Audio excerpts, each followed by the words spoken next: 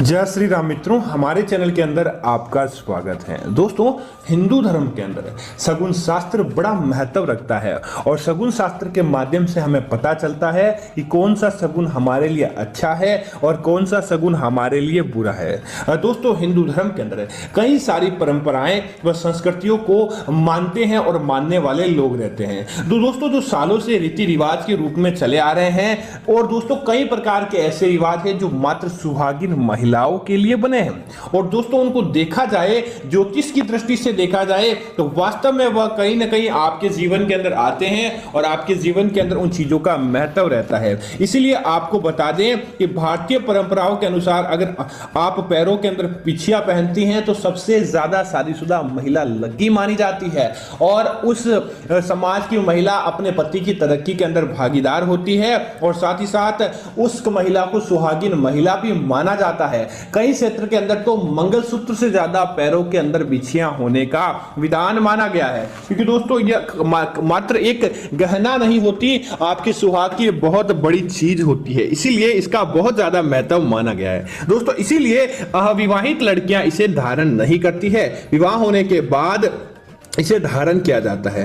दोस्तों, इतना ही नहीं, इसके पीछे का कारण बताया गया है कि इसका धारण करने से महिलाओं का मासिक चक्र नियमित रूप से होता है। इतना ही नहीं, इसके अलावा भी बताया गया है कि इसके धारण करने से गर्भ धारण के समय किसी भी प्रकार की कोई परेशानी नहीं आती। भले ही आपको यह बातें दोस्तों अजीब सुनने के अंदर लग रही हो, लेकिन दोस्तों प्राचीन समय से इन बातों को चली आ रही है और इनका बहुत बड़ा महत्व है। बस आपके ऊपर है कि आप कौन सी बातों को समझते हैं और कौन सी बातों को नहीं, वह आपके ऊपर है। हमारा किसी तरह का कोई दबाव नहीं है कि आप इन बातों को जाने या नहीं जाने। दोस्तों, आगे बढ़ने से पहले आपसे निवेदन है कि वीडियो को लाइक करें और कमेंट के अंदर आप अपने लव वर्ड जो भी आप अपने पति के प्रति चाहते हैं आप लिखें और साथ ही साथ चैनल को सब्सक्राइब जरूर करें। लेकिन दोस्तों, आपको ध्यान होना चाहिए कि यही बिछियां अगर आप गलत तरीके से धारण कर लें तो आपकी पति की बर्बादी का कारण भी बन जाती है। आज इस वीडियो के अंदर हम आपको यही बताने वाले हैं कि बिछियों के माध्यम से आप कैसे अपने पति को माला माल बना सकते हैं, तो कैसे गलत उपयोग से पति कंगाल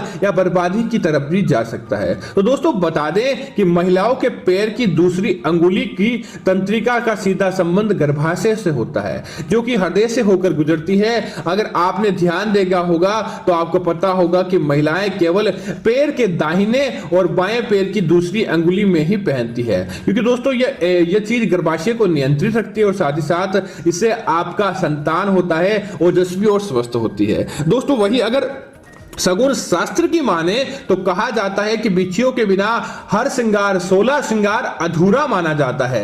इतना ही नहीं, इसे पहनने का दूसरा कारण होता है, इसे पहनने का तात्पर्य होता है कि पहनने से सूर्य और चंद्रमा का प्रतीक माना गया है। सूर्य और चंद्र की कृपा आपके घर के ऊपर, आपके विवाहित जीवन पर सदैव बनी रहती है, इसीलिए महिलाएं बिछिया पहनती है। इसीलिए दोस्तों ध्यान रखना चाहिए, कभी भी सोने की बिछिया आपके पैरों के अंदर नहीं पहननी चाहिए। दोस्तों, आपने देखा होगा अमीर से अमीर लोग और गरीब से गरीब लोग बिछियां पहनते हैं, लेकिन सोने की बिछियां अपने पैरों के अंदर नहीं पहनते हैं। अगर आप किसी अज्ञानतावश आप बिछियां अपने पैरों के लिए बना रहे होते हैं और सोने की बना लें तो दोस्तों आपको सावधान रहनी चाहिए, आवश्यकता है। कभी भी सोने की बिछियां अपने पैरों के अंदर धारण नहीं करनी चाहिए। और दोस्तों, एक और बात है कि ध्यान रखें कि कभी भी किसी अन्य विवाहित महिला की बिछियां आपको आपके घर के अंदर नहीं पहननी चाहिए। दोस्तों, अगर आप किसी अन्य महिला की बिछिया अपने पैरों के अंदर धारण करते हैं तो इससे हो सकता है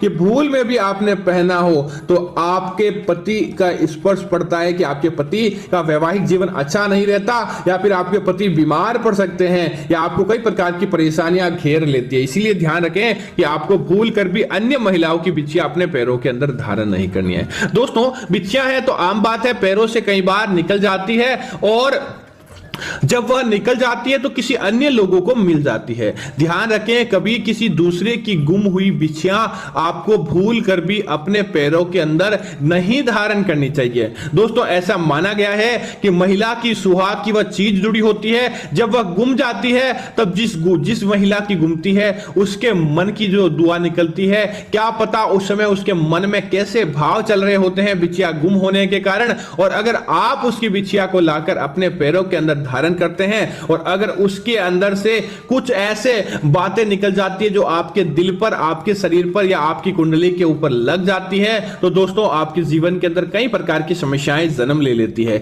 इसी वजह से ध्यान रखें, कभी भी किसी दूसरे की गुम हुई बिछिया आपको भूल कर भी धारण नहीं करनी चाहिए, अन्यथा आपको कई प्रकार की समस्याओं का सामना करना पड़ता है। दोस्तों इसी तरह ध्यान रखें, केवल बिछिया ही नहीं, सुहाग की कभी भी किसी प्रकार की कोई चीज होती है आपको भूल कर भी किसी से नहीं लेनी चाहिए। सुहाग की महिलाएं आप अपने पति के द्वारा ही ग्रहण करें। दोस्तों जैसे कि आप अपने मांग के अंदर सिंदूर जरूर लगाते हैं, ध्यान रखें कि कभी भी भूल कर भी किसी अन्य महिला का सिंदूर ना तो आप उपयोग के अंदर लें, हां आप अपने रक्त संबंध वाली महिलाओं से ले सकते हैं, उसके अलावा आप किसी का भी सिंदूर अपनी मांग के अंदर नहीं लगाएं और ना किसी से गिफ्ट के अंदर सिंदूर लें। बस आप अपने पति के माध्यम से या जब महिला अपने घर से विदा होती है तब उसके पीहर पक्ष के द्वारा भी सिंदूर डाला जाता है, बस उसके अलावा आप किसी का भी सिंदूर इस्तेमाल नहीं करें।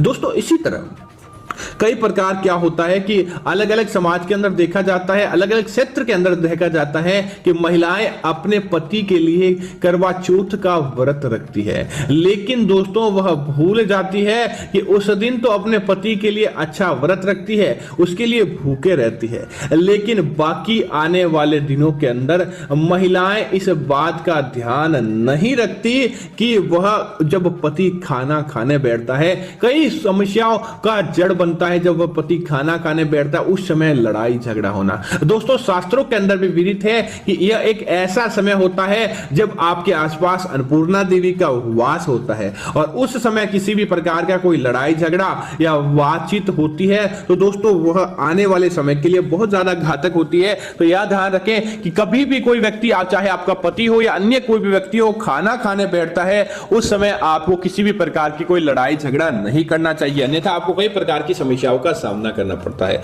दोस्तों इसी तरह सुहागिन महिलाओं के लिए जरूरी है या पति हो उसके लिए भी जरूरी है कि विवाह हो जाने के तत्पश्चात आपको उन नियमों का पालन करना चाहिए जो सुहागिन महिलाओं और सुहागिन पुरुषों के लिए हो।